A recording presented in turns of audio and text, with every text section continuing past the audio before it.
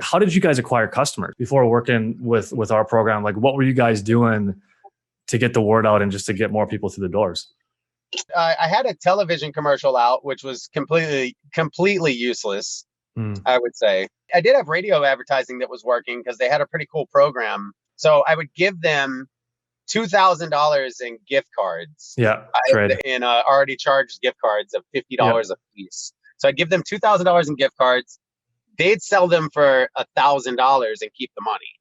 And they would give me 4 months of radio spots. So when they sold the gift cards for the $1,000, the people had to come use them, obviously. That was pretty effective. It didn't blast off and go crazy or anything.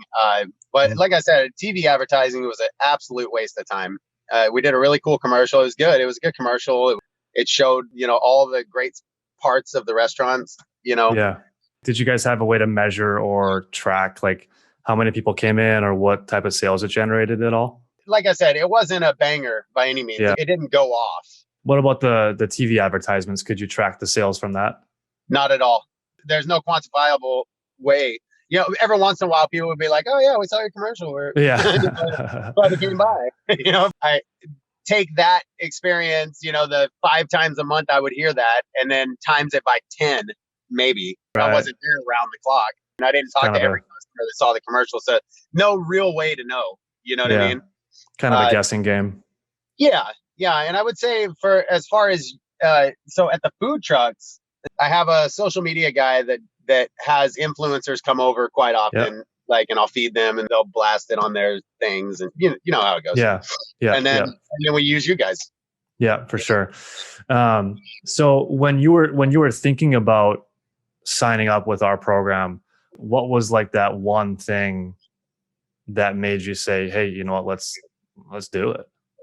Well, there's a couple things. One thing is I like the idea of communicating with the customers directly. There's another food truck. A buddy of mine has a food truck out in Haleiwa, and he uses an ordering app. So you order through their app. I'm sure he pays them per order. I can't remember the name of it. Anyway, 3 times a week after that, I would get an email saying, "Hey, we haven't seen you in a while. Come by." And it would always make me want to go eat there. So I was like, I knew that's what y'all were going to do. So I was like, okay, there's that. And then you have the direct to messenger approach with the advertising. And I've thrown a lot of money in the toilet advertising, and I wanted to see the stuff come back through that are still, you're the bug in their ear. And that's what I've been looking for. Like I said, we moved laterally for the first 8 months of this. We stayed in the same sales,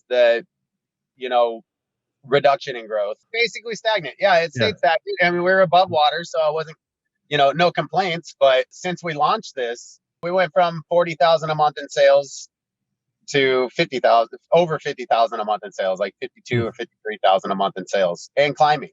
So There's no doubt in my mind it's this targeted advertising that is the culprit. Nice. Love to hear that. Well, Dustin, it's we're decent at what we do, but a lot of it is a shout out to what you guys have built too, right? Like people obviously love your brand, and good advertising works really well for good companies that have good reputation that the universe just kind of respects. Yeah.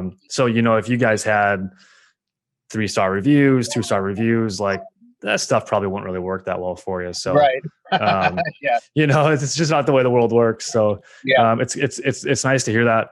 I'm really happy that that's a pretty nice increase in sales.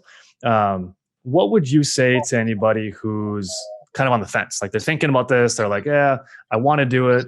I don't know if I trust them. I don't know if it's actually going to work for me. Like, what would you say to someone who's on the fence? Yeah, I would say just do it. Give it 90 days. Don't back out, especially if you're floundering. If you're barely keeping your head above water. I always remember there's an old story about Henry Ford. During the Great Depression, a lot of big car companies pulled all their advertising. That was the first thing that they pulled. Yep. And Henry Ford doubled his advertising and just crushed all the other car companies. He said, this isn't the time to pull out because I'm hurting for money is not the time to stop my advertising. It's the time to ramp it up. So I think about that often.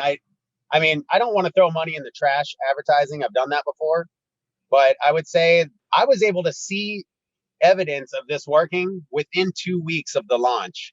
And then I saw a further growth within another month from there. I was able to see like actual people coming through.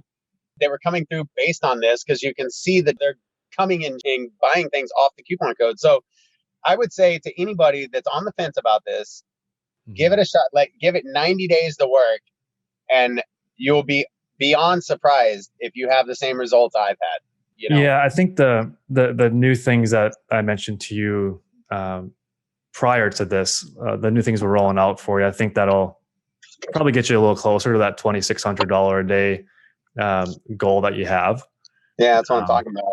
And so, you know, even when Christmas comes around, or you know, any of these national holidays come around, the bigger your database is going to get.